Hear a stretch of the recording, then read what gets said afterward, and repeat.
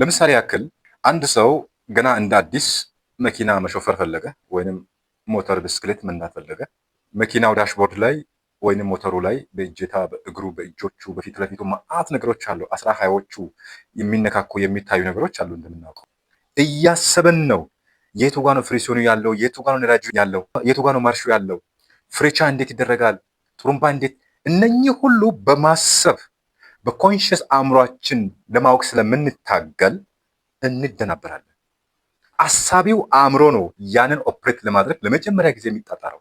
ሁለተኛ ቀን ሶስተኛ ቀን እያለን ስንሄድ በድግግሞሽ እያንዳንዱን ኤሌመንት እያንዳንዱን ነገር እያወቀን ስንመጣ ስራውን ወይንም ኦፕሬሽኑን ከንቁ አእምሮ ያ ጥልቁ አእምሮ ሳብኮንሽስ አእምሯችን ይቀበላል። ደመ ነፍሳዊ አእምሮ፣ ስሜታዊ አእምሮ ይባላል።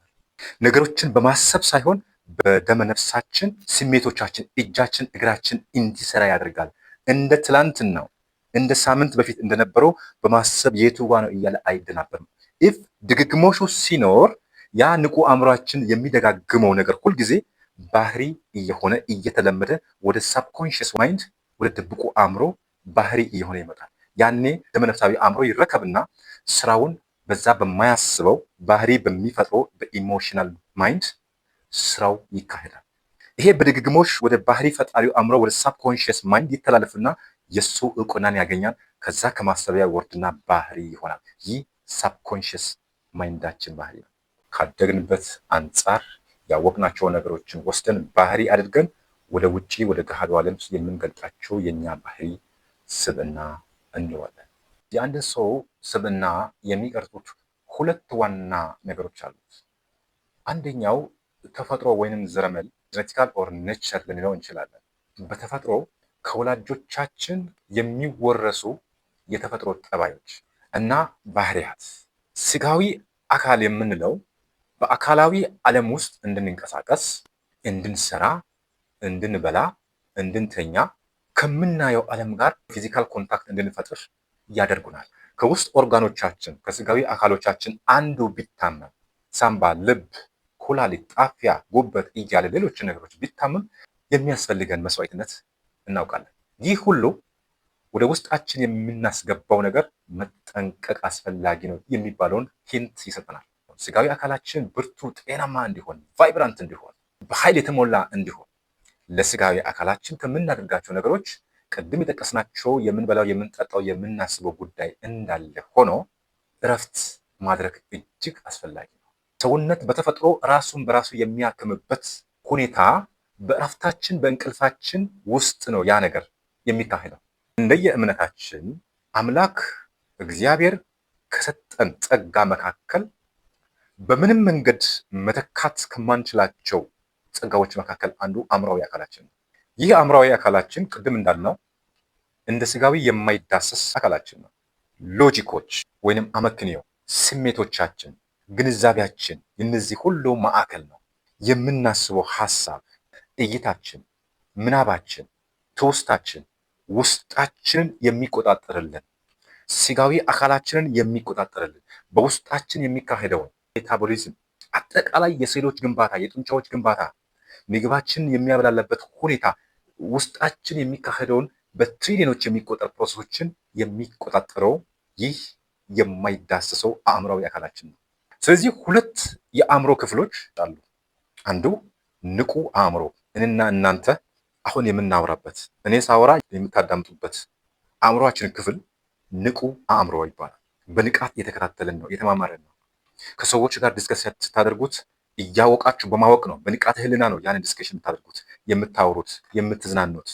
ሳንተኛ በተገለጠው ዓለም በንቃት የምናካሂዳቸው ነገሮች ሁሉ በንቁ አእምሮ ፕሮሰስ የሚደረጉ ነገሮች ናቸው። ሁለተኛው ይህንን ቪዲዮ እየተመለከታችሁ በውስጣችሁ ግን ወይንም በውስጣችን የማናውቀው አሁን የማናስበው ቅድም እንዳነሳ ነው በትሪሊየን የሚቆጠሩ ሪአክሽኖች፣ ሜታቦሊዝም ሪአክሽኖች እየተካሄዱ ያሉት። ሳምባችን ለደቂቃ ከመተንፈስ አይቆምም። ልባችን ደም ከመርጨት ለሰከንዶች ርፍራፊ መቆም የለበትም። ኩላሊታችን፣ ጣፊያችን፣ ጨጓራችን እየሰራ ነው። ሳሊቨሪ ግራንዶች፣ እጢዎች ሁሉ እየሰሩ ነው ያሉት። ሐሞታችን ስራው እየሰራ ነው ያለው። ጨጓራችን እየፈጨ ነው ያለው። ሌሎችም ነገሮች እነኛን በንቁ አእምሯችን እኔና እናንተ ስናወራ እያሰብን አይደለም። አሁን አናውቃቸውም። but they are under the control of some mind which is subconscious mind። ንቁ አእምሯችን ማታ እንቅልፋችን ላይ ይተኛል፣ ስራውን ያቆማል፣ ኦልሞስት ያቆማል። ኦልሞስት ነገሮችን የመያዝ ብቃቱ ሾርት ተርምድ ሚሞሪ ነው። አንድን ነገር አንድ የተማርነው ነገር ለረጅም ጊዜ ለረጅም ዓመታት መያዝ አይችልም። ለቻናላችን አዲስ የሆናችሁት መርሃ ግብሮቻችንን ለመከታተል ሰብስክራይብ በማድረግ ይጀምሩ። ለሌሎችም እንዲደርስ ሼር አድርጉላቸው። ይህንን ቪዲዮ ላይክ በማድረግ ይጀምሩ። እናመሰግናለን።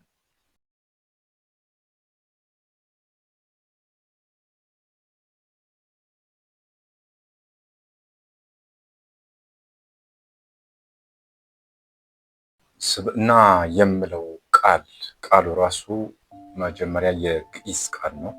ሰብእ ከሚል ከግዕዝ ቃል የመጣ ነው ስብዕና። ሰብእ ማለት የግዕዙ ቃል ሰው፣ የሰው ልጅ፣ ሰብአዊነት፣ ጀነራሊ ሰው እንደማለት ነው። የሰው ልጅ ለማለት ነው ሰብእ ማለት። ስለዚህ ስብዕና ሲባል ከዛ የወጣ ነውና የሰው ልጅ ማንነት ወይ ባህሪ፣ ሰብአዊነት እንደማለት ነው። ይህ ስብዕና የአንድ ሰው የአንድ ግለሰብ አስተሳሰብ፣ የስሜት፣ የባህሪ፣ የአመለካከት፣ የልምዶች አጠቃላይ ስብስብ ከተወለደበት ጊዜ አንስቶ ሰው አሁን እስካለበት እድሜ ድረስ የተለያዩ ነገሮች እነዚህ ኮግኒቲቭ ናውሌጅ፣ ስኪል ናውሌጅ፣ ሌሎችም አቲቲዩድናል ናውሌጆችን ወይንም ባህሪያዊ እውቀቶችን ከወላጅ፣ ከአካባቢ፣ ከቤተሰብ፣ ከአገር፣ ከትምህርት ቤት፣ ከቤተ እምነት እያለን እየተማረን ኢንፎርማል በሆነ መልክ ነን ፎርማል በሆነ መልክ ስናድግ ደግሞ እንይዘዋለን። ፎርማል በሆነ መልክ ደግሞ ወደ ትምህርት ቤቶች እንገባለን። በተለያዩ መልክ ከተለያዩ ተቋማት ከተለያዩ ማህበረሰብ በእድገታችን በአስተዳደጋችን በኑራችን የምንባርባቸው ያወቅናቸው ነገሮችን ተከትሎ ባህሪያችን ይገነባል። በዚህ መሰረት እያንዳንዱ ሰው የራሱ የሆነ አመለካከት፣ የራሱ የሆነ እይታ፣ ልማድ፣ አስተሳሰብ፣ ስሜት ይኖረዋል። የነዚህ ሁሉ ድምር የሰውየውን ስብዕና ይገልጸዋል ማለት ነው። እከሌ ማን ነው ቢባል እንደዚህ አይነት ነው፣ እንደዚህ ነው ባህሪው፣ እንዲህ ፈጣን ነው፣ እንዲህ ረጋ ያለ ነው፣ እንዲህ የሚያደርግ ነው እያልን በብዙ መልክ አንድን ሰውን እንገልጻለን። ያ የሰውየውን ፐርሰናሊቲ ወይም ስብዕናውን ይገልጻል። ስለዚህ ማንነቱ ማለት ነው። ሌላ አባባል ማንነቱ፣ የአንድ ሰው ማንነት፣ አስተሳሰቡ፣ ስሜቱ፣ ልምዱ ሁሉ ተደምሮ ስብዕናው ይባላል። ስለዚህ የእያንዳንዳችን ስብዕና ማለት ካደግንበት አንጻር ያወቅናቸው ነገሮችን ወስደን ባህሪ አድርገን ወደ ውጪ ወደ ገሃዱ ዓለም የምንገልጣቸው የኛ ባህሪ ስብዕና እንለዋለን።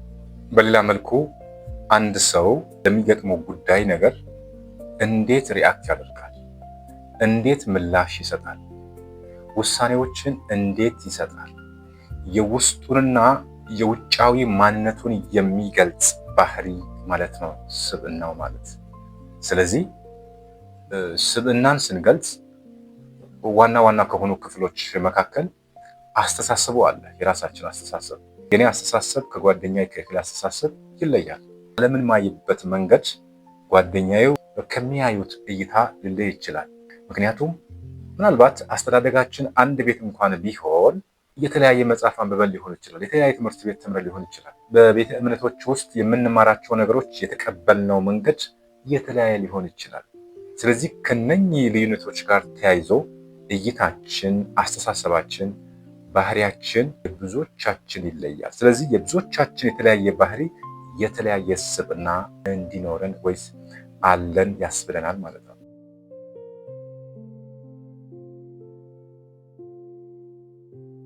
የአንድን ሰው ስብዕና የሚቀርጹት ዋና ዋና ነገሮች ምንድን ናቸው? ቅድም በማብራሪያው ላይ እንዳልኩት የአንድን ሰው ስብዕና የሚቀርጹት ሁለት ዋና ነገሮች አሉት። አንደኛው ተፈጥሮ ወይንም ዘረመል ጄኔቲካል ኦር ኔቸር ልንለው እንችላለን። በተፈጥሮ ከወላጆቻችን የሚወረሱ የተፈጥሮ ጠባዮች እና ባህሪያት። ይሄ ልጅ የአባቱን ባህሪ ወርሷል፣ ይሄ የእናቱን የሆነ ነገር ወስዷል። ስለዚህ ባህሪያችን ቅድም እንዳልነው ውጫዊም ውስጣዊ ማንነት ስለሆነ ስብዕናችን ከወላጆቻችን የምንወስደው ባህሪ፣ አስተሳሰብ፣ እይታችን የተወሰነ ነገር የወሰናቸው ነገሮች በተፈጥሮ ወይንም በዘረመል ከወላጆቻችን የምንወስዳቸው ናቸው። ስለዚህ የስብዕናችን መቅረጫ አንደኛው መንገድ በተፈጥሮ ከወላጆች ውርስ ያገኘናቸው ይሆናል። ሁለተኛው መንገድ የሰው ስብዕና የሚቀረጽበት ከአካባቢያችን በአስተዳደጋችን የምንወስደው ይሆናል። ቅድም እንዳለው በብዙ መልክ በአስተዳደጋችን ላይ ብዙ ትምህርት፣ ብዙ እውቀት፣ ብዙ ጥበብ ነው የምንወስደው። ትምህርት ቤት ሳንገባም ጭምር በቤተሰብ፣ በኮሚኒቲ ውስጥ፣ በቤተ እምነት ከፍ ስንል ትምህርት ቤቶች ውስጥ ከጓደኞቻችን ከተለያዩ አካባቢዎች ተሞክሮ እየተማረን እየወሰደን እያመነን ውስጣችን እያሳደረን እምነት የፈጠረን የመጣንባቸውና እውነት ነው ብለን ኢሞሽናሊ ፊል ያደረግናቸው ነገሮች ከዚያም የኛ ባህሪ የሆኑ ነገሮች ይፈጠራሉ። እነኚህ በዘረመል ከምንወስዳቸው ለየት በማለት አካባቢያችን በአስተዳደጋችን የምንወስዳቸው ናቸው። ስለዚህ ሁለት መንገድ አለ። ቅድም እንዳነሳነው አንደኛው በዘረመል ከወላጆቻችን የምንወርሰው ነው። ሌላኛው ደግሞ ሁለተኛው ከአካባቢያችን በአስተዳደጋችን የምንወስዳቸው ባህሪያት ናቸው።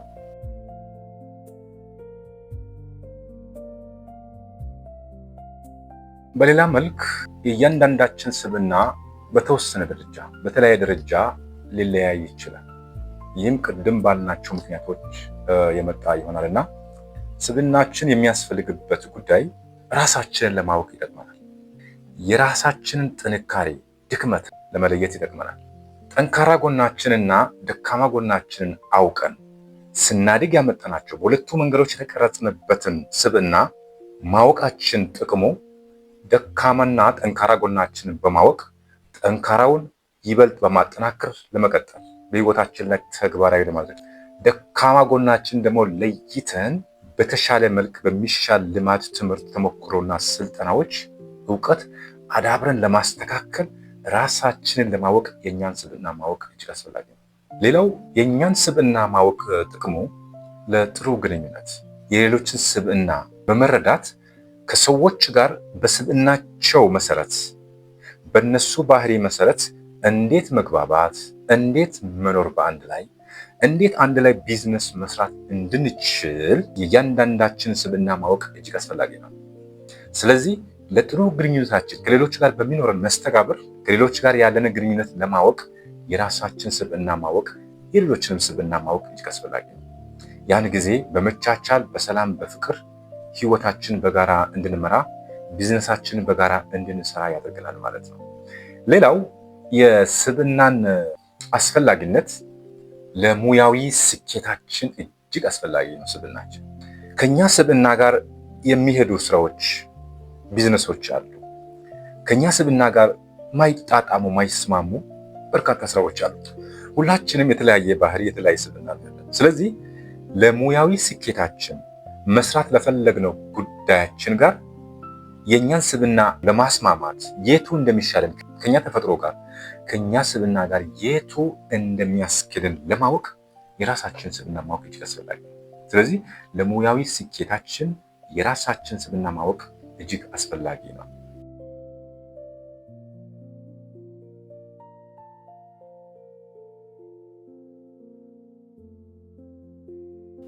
እነዚህ ሶስቱ አካላት ስጋዊ አካል፣ አእምሯዊ አካልና መንፈሳዊ አካላት የሰው ልጅ የተገነባባቸው ዋና ዋና መዋቅሮች ናቸው ወይንም ክፍሎች ናቸው። በሌላ አባባል የሰው ልጅን ሁለንተናዊ መዋቅር ይባላሉ። ሰው በእነዚህ በሶስቱ አካላት ነው የተገነባው። ስጋዊ አካላችን አለ፣ አሁን የምናየው በውጭም በውስጥም የምናውቀው ስጋዊ አካል አለው ሰው። ይህ ስጋዊ አካል ይባላል፣ አንጎላችን ጨምሮ። ሌላው አእምሯዊ አካል አለ፣ የማይዳሰስ አእምሮ የሚባል ጸጋ አለ። ከሌሎች ፍጥረታት በተለየ መልኩ ነው ይህ ዲዛይን የተደረገው። ስለዚህ የሰው ልጅ ስጋዊም አካልም አእምሯዊ አካልም እንዲሁም መንፈሳዊ አካልም አለ። በእነዚህ በሶስቱ ሁለንተናዊ መዋቅር ነው የሰው ልጅ የተገነባው። እስቲ አጠር አድርገን አንድ በአንድ ለማየት ያክል አጥንታችን፣ ደማችን፣ የደም ሴሎቻችን እነኚህን ነገሮችን የያዘውን ጉዳይ ነው ስጋዊ አካላችን የምንለው። የእነኚህን ነገሮች መዋቅር ማየትን እንድንችል አድርጎናል። መስማት እንድንችል አድርጎናል። መዳሰስን፣ መቅመስን፣ አምስቱን የስሜት ህዋሳት የሚባሉ ነገሮች ተጠቃለው በስጋዊ አካላችን በዛ ማንነት በዛ መዋቅር ውስጥ የሚገኙ ናቸው። አምስቱ የስሜት ህዋሶቻችን ደግሞ እንደምናውቀው ከአካባቢያችን ብዙ መረጃዎችን በተለያየ መንገድ የምንቀበልባቸው መንገዶች ናቸው። ጆሮአችን ከአካባቢያችን ድምፅ እንድንሰማ ነው መዋቅሩ የተገነባው። አይናችን የሚታዩ ነገሮችን እንድናይ፣ ቆዳችን ወይ እጃችን ነገሮችን ዳሰን ለመለየት፣ አፍንጫ አለ እና እነዚህ አምስቱ የስሜት ህዋሶቻችን ስጋዊ አካል በሚባለው መዋቅር ውስጥ ያሉት እጅግ ወሳኝ ከአካባቢያችን መረጃዎቻችንን ወይም የምንፈልገው መረጃ የምንሰበስብባቸው አንቴናዎች ናቸው። ይህንን መረጃ ወደ አእምሯችን ሄዶ ትንታኔ የሚሰራበት አናሊሲስ የሚሰራበት የምናየው ነገር ነጭ ጥቁር ቀለሙን ላይ ያለን ጥሩ አይደለም ከኛ ፓራዳይም ጋር በኋላ ላይ እንመጣለን ከኛ ባህሪ ጋር አግሪደብል እንዲሆን እንዲስማማ ብዙ ክሮስ ቼክ እናደርጋለን። የምንሰማው የምናሸተው ነገር ምን አይነት ሽታ እንደሆነ እንለያለን። የምንዳስሰው ነገር ምን እንደሆነ በዚህ መልክ እንለያለን። እነዚህ ሁሉ አምስቱ የስሜት ህዋሶቻችን ከአካባቢያችን መረጃዎችን ወደ ውስጣችን የምናስገባባቸው መንገዶች ወይም አንቴናዎች ናቸው ተብሎ ይወሰዳል። ስጋዊ አካል የምንለው በአካላዊ ዓለም ውስጥ እንድንንቀሳቀስ፣ እንድንሰራ፣ እንድንበላ፣ እንድንተኛ ከምናየው ዓለም ጋር ፊዚካል ኮንታክት እንድንፈጥር ያደርገናል ስጋዊ አካላችን። ስለዚህ ይህ ስጋዊ አካላችን ስንፈጠር ከተሰጡን ትላልቅ በሰው ልጅ አእምሮ የዋጋ ተመን ከሌለባቸው ትላልቅ ጸጋዎች መካከል አንዱና ዋነኛ። ስለዚህ ስጋዊ ማንነታችን ውስጥ ነው ቅድም ያልናቸው አእምራዊ አካላችንና መንፈሳዊ አካላችንን በስጋችን ውስጥ ነው ያለው። ስለዚህ በገሃዱ ዓለም በስጋዊ ዓለም ውስጥ እንድንቀሳቀስ፣ እንድንበላ፣ እንድንተኛ፣ ከሰዎች ጋር መስተጋብር እንድንፈጥር የሚያደርገን ነው። ይህ ስጋዊ አካላችን በዚህ ልክ የኛን ህልውና የኛን መኖር የሚወስን ከሆነ ትልቁ ጸጋ በአእምሯችን ማሰብ ከምንችለው በላይ ተመን የሌለበት ትልቅ ጸጋ ከሆነ የመኖራችን ህልውናም ከሆነ ትልቅ እንክብካቤ ያስፈልገዋል። የምንበላውን ምግብ መጠንቀቅ አለብን። ወደ ውስጣችን የምናስገባውን መጠጣችን መጠንቀቅ አለብን። ይህ ስጋዊ አካላችን እንዳይበላሽ፣ እንዳይደክም፣ እንዳይታመም፣ በሽታ እንዳይዘው የምንተነፍሰውን ነገር ማጽዳት፣ መለየት፣ ንጹህ እንደሆነ መለየት መቻል አለብን። በሽታ የሚባለው ስጋችንን የሚጎዳው አጠቃላይ ከስጋም አልፎ በኋላ ላይ አእምሮና መንፈሳችንን የሚጎዳው በሽታ የሚመጣው ወደ ውስጣችን ከምናስገባቸው ነገሮች ጋር ተያይዞ ነው። የምንበላው ነገር ምን ያክል ንጹህና ተመጣጣኝ ለስጋችን አስፈላጊ ነው። ምን ያክል ስጋችንን የማይጎዳ ነው። ስለዚህ ስጋዊ ጸጋችን ትልቁ ነገር ከሆነ ትልቁ ቁም ነገራችን ከሆነ የምንበላው ምግብ፣ የምንጠጣውን ነገር፣ የምንተነፍሰውን አየር ልንጠነቀቅ ያስፈልገናል። አካባቢያችንን ማጽዳት ያስፈልገናል። በሌላ አባባል መጥፎ ሽታ በአካባቢያችን ካለ፣ በቤታችን ካለ በሽታን ወደ ስጋችን የሚያጋቡ ነገሮች ናቸውና ልንጠነቀቃቸው ያስፈልገናል። ብዙዎቻችን እንደምናውቀው ከውስጥ ኦርጋኖቻችን ከስጋዊ አካሎቻችን አንዱ ቢታመም ሳምባ፣ ልብ፣ ኩላሊት፣ ጣፊያ፣ ጉበት እያለ ሌሎችን ነገሮች ቢታመም የሚያስፈልገን መስዋዕትነት እናውቃለን። ይህ ሁሉ ወደ ውስጣችን የምናስገባው ነገር መጠንቀቅ አስፈላጊ ነው የሚባለውን ሂንት ይሰጠናል። ስጋዊ አካሎቻችን ልንጠነቀቅ ያስፈልገናል። ከዚህም ባሻገር በአእምሯችን የምናስባቸው ነገሮች፣ አሉታዊ ነገሮች፣ ምቀኝነት፣ ይቅርታ አልባነት፣ ቅን በቀል፣ ሌሎች ኔጌቲቭ ነገሮች፣ ከሰዎች ጋር የማያስማሙን ልክ ያልሆኑ ባህሪዎች፣ ጭንቀትን የሚፈጥሩ የነዚህ ድምር በተለይ ስትረስና ሌሎች ትላልቅ በሽታዎችን በህይወታችን በስጋችን ላይ ክሮኒክ የሚባሉት ለረጅም ጊዜ በበሽታ ምንድነው በመድኃኒት መታከም የማንችላቸው በሽታዎችን የሚያመጡ ነገሮች ናቸው። ስለዚህ በሽታዎቻችን ወይ ወደ ውስጣችን የሚገቡ በሽታዎች ቅድም ባልናቸው በምንበላው ምግብ፣ በምንጠጣው ጉዳይ፣ በምናስበው አስተሳሰባችን ጭምር የሚገቡ ናቸው። ስለዚህ የነዚህ ሁሉ ድምር ስጋችን ደካማ እንዲሆን፣ መንፈሳችን ጭምር ደካማ እንዲሆን፣ አንጎላችን አእምሯችን እንዲደክም ያደርጋሉ። ኑሯችን በትክክል እንዳንኖር፣ ውሳኔዎቻችን በትክክል እንዳንወስን የሚያደርጉ ናቸውና ለስጋዊ አካላችን ትልቅ ትኩረት በመስጠት ትልቅ እንክብካቤ ልናደርግ ያስፈልገናል ማለት ነው። በሌላ መልክ ስጋዊ አካላችን ብርቱ፣ ጤናማ እንዲሆን፣ ቫይብራንት እንዲሆን፣ በኃይል የተሞላ እንዲሆን ለስጋዊ አካላችን ከምናደርጋቸው ነገሮች ቅድም የጠቀስናቸው የምንበላው፣ የምንጠጣው፣ የምናስበው ጉዳይ እንዳለ ሆኖ እረፍት ማድረግ እጅግ አስፈላጊ ነው። ጤናውን የሚያመጣልን ነው።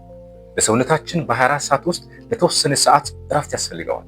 ሰውነት በተፈጥሮ ራሱን በራሱ የሚያክምበት ሁኔታ በእረፍታችን በእንቅልፋችን ውስጥ ነው ያ ነገር የሚካሄደው። ማታ ተኝተን እያለን ቀን ላይ ማድረግ የማይችላቸው ተኝተን ግን ሰውነት ራሱን በራሱ የሚያክምበት ተፈጥሮ አለ። ስለዚህ ለጤናችን መታከም ወይም ለጤናችን እድሳት፣ ለበሽታችን መታከም በተፈጥሮ አካላችን ስጋዊ አካላችን ራሱን እንዲያክምልን እረፍት ያስፈልገናል። በ24 ሰዓት ውስጥ የተወሰነ ፊክስድ የሆነ ጊዜ እንደኛ ስራ ባህሪ፣ እንደኛ ኑሮ ሁኔታ እረፍት ያስፈልገዋል። አንዱ ጤና የስጋ ጤናን ከሚያመጡ ነገሮች አንዱ እረፍት ነው። ሌላው ፊዚካል ኤክሰርሳይዝ ሊሆን ይችላል። እንቅስቃሴ ማድረግ፣ በእግር መራመድ፣ ስፖርት መስራት ሊሆን ይችላል። የተለያዩ አካላዊ እንቅስቃሴዎችን ማድረግ ሊሆን ይችላል። እነኚህ አካላችንን፣ ጡንቻችንን ፈርጣማ፣ ጤናማ፣ ቫይብራንት እንዲሆኑ፣ ኢነርጂፉል ወይንም ኃይል የተሞሉ እንዲሆኑ፣ ፓወር እንዲሰበሰብ፣ አንጎላችንም ሪፍሬሽ እንዲሆን፣ አእምሯችን በአዲስ መልክ ነገሮችን ማሰብ በብዙ ኃይል ነገሮችን እንዲያስብ እንዲወስን የሚያደርጉ ናቸውና ለስጋዊ አካላችን ጤና የሚያመጡ የሚያስገኙልን ናቸውና እነዚህ እረፍት ማድረግ፣ የሰውነት እንቅስቃሴ ማድረግ እጅግ ወሳኝ ነው።